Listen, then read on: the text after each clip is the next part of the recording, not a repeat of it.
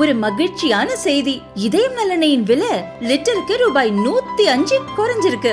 September 2023ல 1 litre இதயம் நல்லெண்ணெயின் அதிகபட்ச விலை ரூபாய் 503. ஆனா இப்ப 1 லிட்டர் இதயம் நல்லெண்ணெயின் விலை ரூபாய் 398 மட்டும்தான் தமிழ்நாட்டுல. அப்ப இனிமே எல்லாரும் இதயம் நல்லெண்ணெய் வாங்கலாம் இல்ல?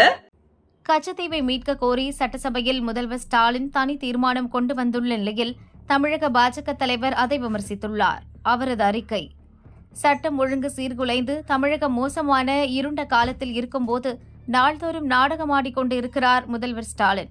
இன்றைய நாடகம் கச்சத்தீவு மீட்பு தீர்மானம். கடந்த 20 ஆண்டுகளில் இலங்கை அரசால் ஆயிரக்கணக்கான இந்திய மீனவர்கள் கைது செய்யப்பட்டனர். 1000க்கும் மேற்பட்ட படகுகள் பறிமுதல் செய்யப்பட்டுள்ளன. இதற்கு காரணம் 1974இல் முதல்வராக இருந்த கருணாநிதி காங்கிரஸ் மத்திய அரசுடன் சேர்ந்து கச்சத்தீவு உரிமையை விட்டுக் கொடுத்ததுதான். தமிழக மீனவர்களுக்கு துரோகம் செய்ததோடு 50 ஆண்டுகளாக ஒவ்வொரு தேர்தலின் போதும் மீனவர் பாதுகாப்பு உரிமை என நாடகமாடிக்கொண்டிருக்கிறது திமுக. பலமுறை மத்திய அரசில் பசியான அமைச்சர் பதவிகளை மட்டும் வாங்கிக் கொண்டு கச்சத்தீவு விவகாரத்தில் கள்ள மௌனம் சாதித்தது திமுக. 40 ஆண்டுகளில் மத்திய அமைச்சரவையில் பதவி வகித்த போது கச்சத்தீவை மீட்க என்ன நடவடிக்கை எடுத்தார்கள்? 2014இல் இலங்கையில் தமிழக மீனவர்களுக்கு தூக்கு தண்டனை விதிக்கப்பட்ட போது அவர்களை பத்திரமாக மீட்டது பிரதமர் மோடியின் அரசுதான். மோடி பிரதமரான பிறகு மீனவர்கள் உடனுக்குடன் மீட்கப்படுகிறார்கள்.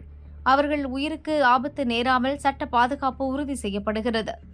50 ஆண்டுகள் மௌனமாக இருந்துவிட்டு தேர்தல் நேரத்தில் மட்டும் கச்சத்தீவை மீட்போம் என்று கபட நாடகம் ஆடும் ஸ்டாலினையோ திமுக காங்கிரஸ் கூட்டணியையோ மக்கள் நம்பப் போவது இல்லை என அண்ணாமலை கூறியுள்ளார்.